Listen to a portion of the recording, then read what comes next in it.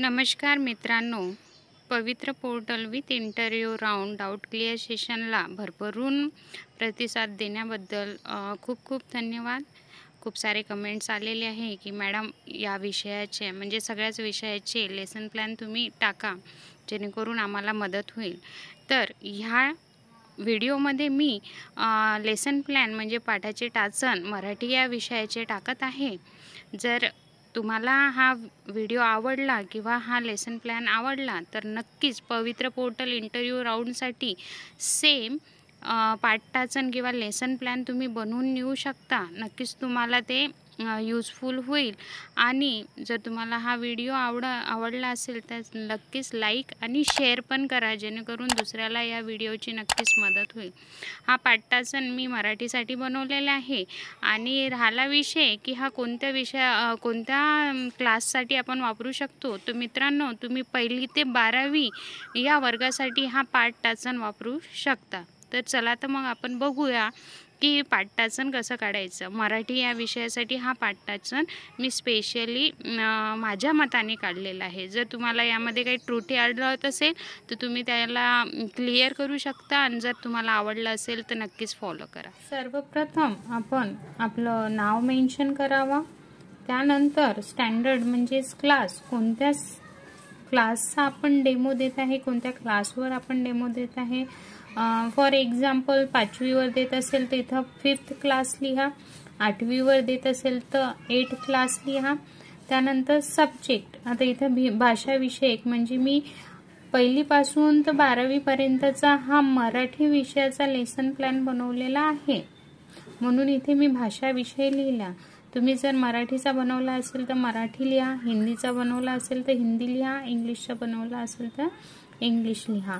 त्यानंतर school name, ज्या स्कूलवर तुम्ही इंटरव्ह्यू आणि डेमो देण्यासाठी जात आहे त्या स्कूलचं नाव तुम्हाला इथं मेन्शन करायचं आहे। हा जो बॉक्स मी बनवलेला आहे हा सिंपल बनवलेला आहे। तुम्हाला अजून जर याला डेकोरेटिव्ह करता येत असेल तर तुम्ही ते डेकोरेट करावं। दुसऱ्या पेजवर हेडिंग द्यायचं आहे पाठाचे टाचन, मराठी असल्यामुळे पाठाचे टाचन लिहायचं, इंग्लिश असलं तर लेसन प्लॅन लिहायचं।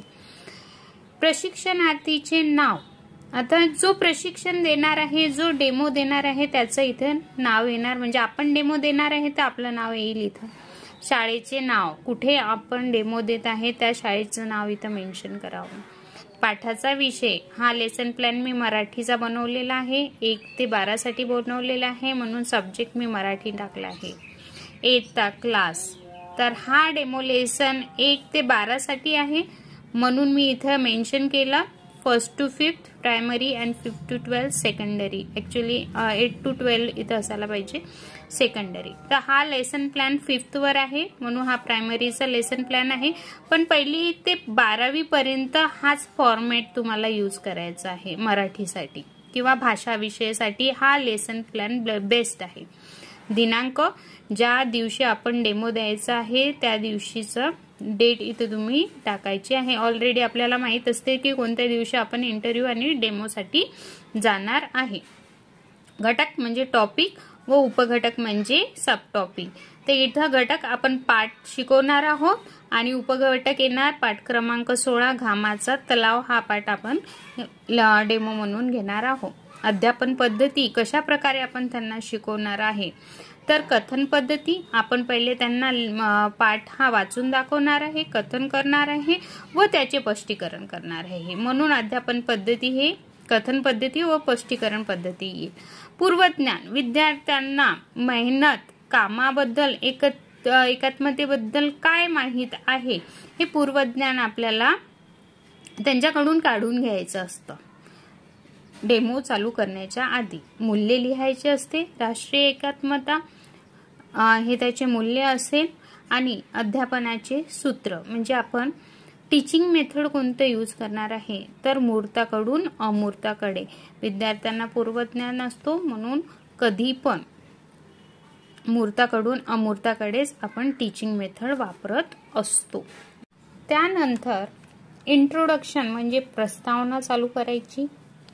विद्यार्थ्यांना आधीच डेमो चालू करायचा नाही, शिक्षक विद्यार्थ्यांना पूर्वज्ञानावर आधारित प्रश्न विचारून प्रस्तावना करतात. म्हणजे मेहनत या लेसनमध्ये घामाच्या तलावामध्ये एकात्मतेबद्दल बोललेलं आहे, त्याच्यानंतर मेहनतीबद्दल बोललेलं आहे. तर तुम्ही काहीतरी म्हणजे बघा, इथे तुम्हाला गावाबद्दल काही माहिती आहे का, त्याच्यानंतर तुम्हाला ग्रामपंचायतबद्दल माहिती आहे का, असा प्रश्न आपण विद्यार्थ्यांना विचारू शकतो. त्यानंतर आपली प्रगती व्हावी यासाठी तुम्ही काय कराल, तर विद्यार्थी म्हणतात की सर आम्ही मेहनत करू, बरोबर आहे. तर असे प्रस्तावना तुम्हाला त्यांना प्रश्न विचारून धड्याचं नाव किंवा त्या रिलेटेड काहीतरी माहिती काढून घ्यायची आहे. आणि जेव्हा मेहनत किंवा एकात्मता हा शब्द आला तेव्हा तुम्ही फलकावर ह्या पाठाचं नाव लिहायचं, पाठ क्रमांक. तर आपण आज इथे बघणार आहोत की पाठ क्रमांक 16 घामाचा तलाव, असं तुम्हाला काय करायचं आहे, इंट्रोडक्शन करायचं आहे. त्याला म्हणतात हेतुकथन. की आज आपण काय बघणार आहोत, तर आज आपण पाठ क्रमांक 16 घामाचा तलाव हा पाठ अभ्यासणार आहोत. याला हेतुकथन म्हणते.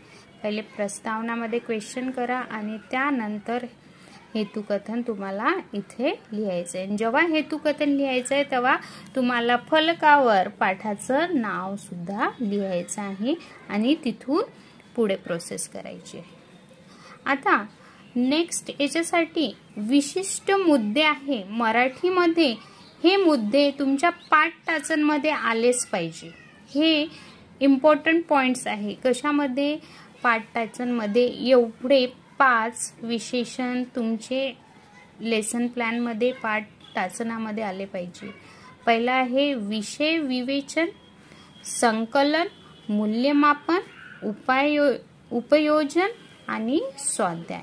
विषय विवेचन मध्ये तुम्हाला विद्यार्थी श्रवण करतात का, वाचन करतात का, भाषण करतात का, लेखन करतात का, किती त्यांना ज्ञान प्राप्त झाले, त्यांनी आकलन केलं का, आणि उपयोजनात्मक प्रश्न त्यांना विचारायचे की किती त्यांनी आकलन केलं, किती त्यांना ज्ञान प्राप्त झालं. यालाच आपण विषय विवेचन असं म्हणतो. त्यानंतर संकलन. संकलनमध्ये शिक्षक कृती, शिक्षक काय कथन करतात आणि विद्यार्थी काय कृती करतात हे असतं. त्याच्यानंतर मूल्यमापन करायचं. शिक्षकाने काय शिकवलं, विद्यार्थीने काय आकलन केलं, याचं मूल्यमापन शिक्षकाला करायचं असतो. तर मूल्यमापन करण्यासाठी शिक्षक विद्यार्थ्यांना प्रश्न विचारतो आणि विद्यार्थी त्या प्रश्नाचे उत्तर देतं. आणि जेवढे जास्त विद्यार्थ्यांनी उत्तर दिलं, प्रोत्साहन दिलं आपल्याला किंवा इंटरेस्टनी हातवर्त केले, उत्तर दिले, म्हणजेच आपलं मूल्यमापन तिथे साध्य झालं की विद्यार्थ्यांना आपण जे शिकवलंय ते समजलं, आपण जे शिकवलंय ते कितपत विद्यार्थ्यांना समजलं, यालाच आपण मूल्यमापन म्हणतो. त्यानंतर येईल उपयोजन. तर उपयोजनात्मक प्रश्न विचारायचे की मेहनत म्हणजे काय, एकत्रीकरण म्हणजे काय, एकत्रित काम केल्यानं काय होते, हे झाले उपयोजनात्मक प्रश्न. अशा प्रश्न आपल्याला विद्यार्थ्यांना विचारायचे असतात आणि विद्यार्थी त्यावर आपल्याला उत्तर दे. आणि सगळ्यात लास्ट आपल्याला स्वाध्याय त्यांना लिहून द्यायचा असतो. स्वाध्याय म्हणजे होमवर्क. तर इथे शिक्षक फलकावर स्वाध्याय लिहून देणार आणि विद्यार्थी तो स्वाध्याय आपल्या नोटबुकमध्ये लिहून घेणार. तर इथे आपला पूर्ण डेमो समाप्त होतो. आता बघा, मी तुम्हाला पाठाचे मेन मुद्दे सांगितले की विषय विवेचन, संकलन, मूल्यमापन, उपाययोजना आणि स्वाध्याय हे मेन पॉइंट असते. तर हा डेमोचा महत्त्वाचा भाग आहे. याच्यासाठी आपल्याला एका फुल स्केपवर एवढे कॉलम करून घ्यायचे. पहिला पॉइंट असेल पाठाच्या पायऱ्या आपल्याला लिहायच्या आहे, जे की 5 मी तुम्हाला मेन पॉइंट सांगितले. त्याच्यानंतर पाठाच्या मुद्दे. तर पाठाचा मुद्दा आहे की आपण पाठ 16वा घामाचा तलाव हा शिकवणार आहोत. ते टीचिंग पॉइंट झाला आपला. त्याच्यानंतर आपले उद्दिष्ट काय आहे आणि स्पष्टीकरण आपण काय देतोय. तो उद्दिष्टामध्ये हे तुम्हाला विचारले जाते की नेमकं उद्दिष्ट काय आहे. मग यामध्ये श्रवण, वाचन, भाषण, लेखन, ज्ञान, आकलन आणि उपयोजन हे पायऱ्या तुम्हाला विचारल्या जाते विषय विवेचनामध्ये की उद्दिष्ट काय आहे. श्रवण, विद्यार्थी लक्षपूर्वक श्रवण करतो का, तो योग्यरित्या वाचन करतो का, तो योग्य प्रकारे भाषण किंवा उत्तरे देतो का, योग्य प्रकारे पॉइंट लिहून घेतो का, किंवा कशा प्रकारे त्याचे योग्यरित्या लिखाण आहेत का, किती प्रमाणात त्यांनी ज्ञान प्राप्त केला, किती आकलन केला आणि त्यावर प्रश्न विचारल्यावर किती प्रमाणात त्यांनी प्रश्नाचे उत्तर दिले, हे सगळं विषय विवेचनामध्ये येते. शैक्षणिक साहित्य इथे लिहायचं आहे. जनरली तुम्ही गावाचे फोटो किंवा ग्रामपंचायतीचे फोटो काढून एका कार्डबोर्डवर ते व्यवस्थितरित्या चिपकवायचं आहे. स्क्वेअर हा कार्डबोर्ड घ्यायचा आहे आणि मोठं योग्यरित्या दिसेल असा फोटो तुम्ही घेऊन जायचा आहे आणि शैक्षणिक साहित्य म्हणून त्याचा वापर करायचा आहे. दुसरी गोष्ट, या गोष्टीच्या रिलेटेड तुम्ही छोटीशी एक कथा पण बनवून तुम्ही एक शैक्षणिक साहित्य म्हणून लिहू शकता की छोटीशी गोष्ट एक तुम्ही त्यांना सांगू शकता. त्यानंतर शिक्षक कृती, तर शिक्षक पाठाचे वाचन करतात व विद्यार्थी लक्षपूर्वक ऐकतात. पाठाचे वाचन करेल किंवा कथन करेल आणि स्पष्टीकरण करेल. त्यानंतर विद्यार्थी कृती असेल की विद्यार्थी लक्षपूर्वक ऐकतात व उत्तरे देतात किंवा विद्यार्थी लक्षपूर्वक शिक्षकाचे निरीक्षण करतात. हे विद्यार्थ्याचे कृतीमध्ये येणार. त्यानंतरचा पॉइंट आहे संकलन. संकलनमध्ये तुम्हाला लिहायचा असतो की शिक्षक कृती काय आहे, तर शिक्षक विषयाचा मुद्द्याचा पुनरावृत्ती करून पाठाचे संकलन करते, एक्सप्लेन करते, स्पष्टीकरण देते पाठाचं आणि विद्यार्थी निरीक्षण करते व लक्षपूर्वक ऐकतात. असं मूल्यमापन, पाठ शिकवल्याच्या नंतर विद्यार्थीचे आपल्याला मूल्यमापन करायचे असते. तर मूल्यमापनासाठी डेमोमध्ये आपण फक्त त्यांना प्रश्न विचारू शकतो. तर शिक्षक प्रश्न विचारून विद्यार्थ्याचे मूल्यमापन करतात आणि विद्यार्थी शिक्षकांनी विचारलेल्या प्रश्नाचे उत्तर देतात. हे मूल्यमापन ह्या पॉइंटमध्ये येते. त्यानंतरचा पॉइंट आहे उपयोजन. यामध्ये शिक्षक उपयोजनात्मक प्रश्न विचारतात. विद्यार्थ्यांना मेहनत करायला तुम्हाला आवडेल का, तुमचे मित्र सहकारी जर अडचणीत असेल तर तुम्ही काय कराल, एखाद्या अडचणीत तुम्ही पडला तर त्याच्यातून कसे तुम्ही निघू शकता, याबद्दलचे उपयोजनात्मक प्रश्न शिक्षक विद्यार्थ्याला विचारतात आणि विद्यार्थी शिक्षकाचे विचारलेल्या प्रश्नाचे उत्तर देतात. लास्ट पॉइंट आहे स्वाध्याय. स्वाध्याय म्हणजे आपल्याला त्यांना होमवर्क द्यायचा आहे. तर शिक्षक स्वाध्याय हे फलकावर लिहून देते आणि विद्यार्थी स्वाध्याय हा वहीत लिहून घेतो असं लिहायचं आहे आणि खाली तुम्हाला मेन्शन करायचं आहे धन्यवाद.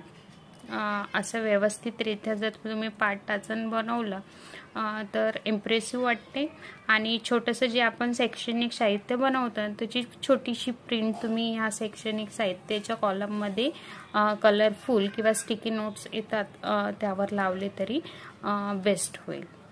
एकदम इम्प्रेसिव्ह आपल्याला पाठटाचन काढायचं असते. या पाठटाचण्यासाठी 100 पेजेसची नोटबुक घ्यायची आहे. ब्राऊन कलरचा कवर लावायचा आहे त्याला आणि त्यामध्ये हे सगळे जसे सांगितलं फर्स्ट, सेकंड, थर्ड आणि फोर्थ तुम्हाला यानुसार तुम्ही लेसन प्लॅन बनवून घेऊन जायचं. पाठटाचनची माहिती तुम्हाला मी सांगितली. पाठटाचन क्लासमध्ये एंटर झाल्याच्या नंतर तिथे टीचर्स बसलेले असतात, पॅनल बसलेले असेल.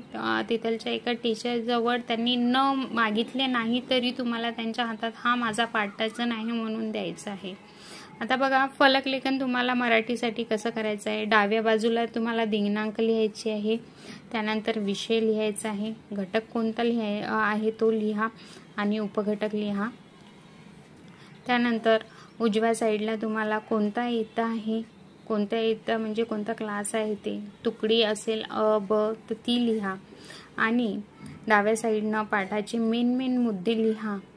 म्हणजे नुसतं कथनच करू नका, मेन पॉइंट जे आहे तुम्ही ते फलकावर लिहत जा. एखादा कठीण शब्द असेल, 5वीतले विद्यार्थी असेल, मोठ्या विद्यार्थ्यांना समजते पण लहान विद्यार्थ्यांना समजत नाही, तर उजव्या साईडला तुम्ही कठीण शब्द पण लिहू शकता. अशा प्रकारे तुम्हाला तिथे जाऊन फलक लेखन पण व्यवस्थितरित्या करायचं आहे.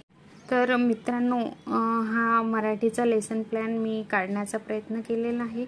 1 ते 12 साठी सेम लेसन प्लॅन असणार आहे. कोणतेच बदल तुम्हाला करायचं नाही आहे.